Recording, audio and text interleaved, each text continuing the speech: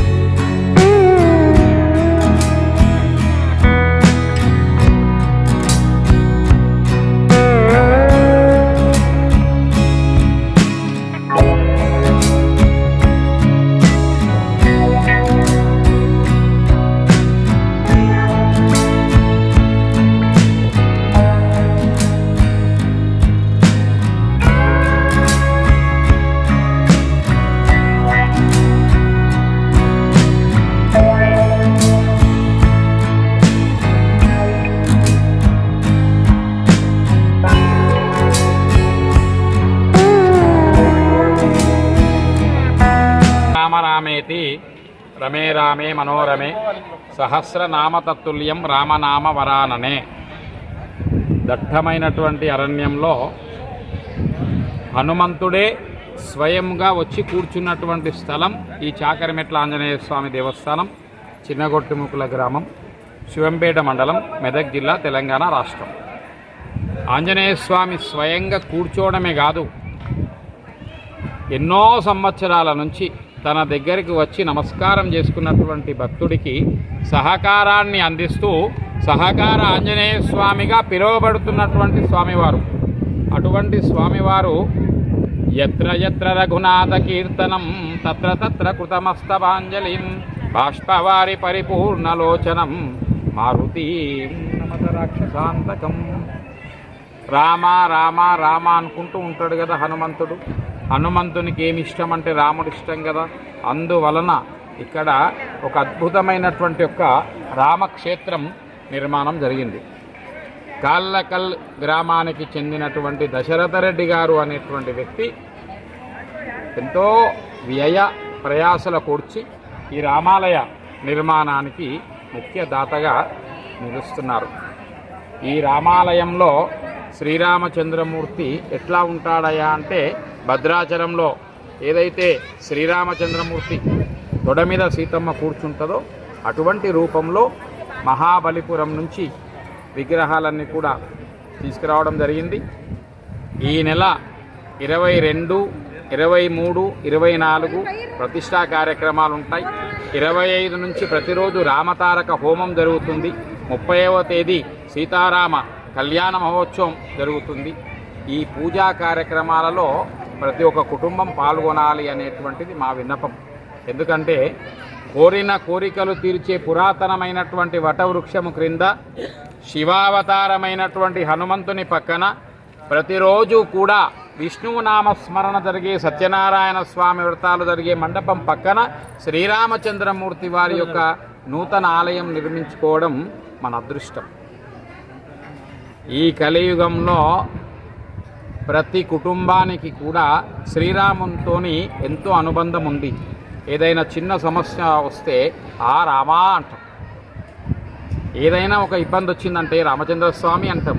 అందువలన ప్రతి ఒక్క కుటుంబానికి ఎట్లా అయితే మేలు జరుగుతుంది, ప్రతి ఒక్క కుటుంబము ఎట్లా అయితే క్షేమంగా ఉంటుంది, ప్రతి ఒక్క కుటుంబానికి సుఖం వచ్చినప్పుడు ఇంకా సుఖం పెంచడానికి, ఏదైనా కర్మానుకూలంగా కష్టం వస్తే ఆ కష్ట తీవ్రత తగ్గించడానికి ఏమేమైతే చేయాలో ప్రతిష్టా కార్యక్రమాలలో మహానుభావులు సుముహూర్తము నిర్ణయించడం జరిగింది.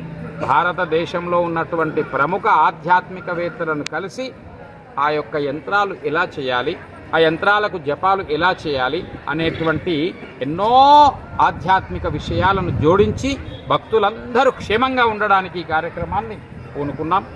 ఆ స్వామి దయ వల్ల ప్రతి ఒక్క కుటుంబం నుంచి కూడా 22 ఉగాది అవుతుంది. ఉగాది ఎన్నో కార్యక్రమాలు ఉంటాయి ఇళ్లల్లో, కాబట్టి మరి 22వ వీలు కానటువంటి వాళ్ళు కూడా 23, 24, 25, 26 ఇలా 30వ తేదీ వరకు ఏ సమయంలో వచ్చి దర్శనం చేసుకుని ఇంత ప్రసాదం తీసుకుంటే ఆ రామచంద్రమూర్తి యొక్క అనుగ్రహం పుష్కలంగా ఉంటుంది. మరి శాస్త్రుల వామన శర్మ గారు ప్రముఖ వేద పండితులు, వారు ఈ ఆధ్యాత్మికమైనటువంటి కార్యక్రమానికి మూలకర్తగా ఉండి ఏ పూజ చేస్తే ఎక్కువ ఫలం వస్తుంది, యంత్రానికి ఎన్ని వేల జపం చేస్తే ఇంకా ఎక్కువ ఫలం వస్తుంది అనేటువంటి దాని మీద భారతదేశంలో ఉన్న ప్రముఖ మఠాధిపతులతో, ఆధ్యాత్మికవేత్తలతో, సుప్రసిద్ధ పండితులచే వాస్తు ఆగమ వైదిక సలహా నిర్వహిస్తున్న అందరితో చర్చించి ఈ ప్రతిష్టా కార్యక్రమాలు రూపకల్పన చేయడం జరిగింది. అందువలన దేవాదాయ ధర్మాదాయ శాఖ తరపున ఉన్నటువంటి దేవాలయం, మరి దేవస్థాన అర్చక బృందం అందరం కూడా సమిష్టిగా ఆహ్వానిస్తున్నాం. ఇదే వ్యక్తిగత ఆహ్వానంగా భావించి అందరు ఈ కార్యక్రమంలోకి వచ్చి తీర్థ ప్రసాదాలు తీసుకొని రామచంద్రమూర్తి వారి పవిత్రమైనటువంటి అనుగ్రహాన్ని పొందాలని ఆకాంక్షిస్తున్నాం. శ్రీరామదూతాయ ఇహం తవ కిం వద రామదూత కృపా సింధో సమస్త లోక కళ్యాణ కార్యం సాధయత్ ప్రభో. అనేకమైనటువంటి అనుగ్రహాన్ని పొందితేనే ఒక కుటుంబంలో అనుకున్నటువంటి కార్యాలన్నీ కూడా సక్రమంగా జరుగుతాయి. అందువలన మరి శ్రీరామచంద్రమూర్తి స్వామి అనుగ్రహం ఎట్లా అయితే పొందాలి, ప్రతి కుటుంబానికి ఎట్లా అయితే మేలు జరగాలి అంటే ఒక గొప్ప మహత్యం ఉన్నటువంటి స్థలం ఇది.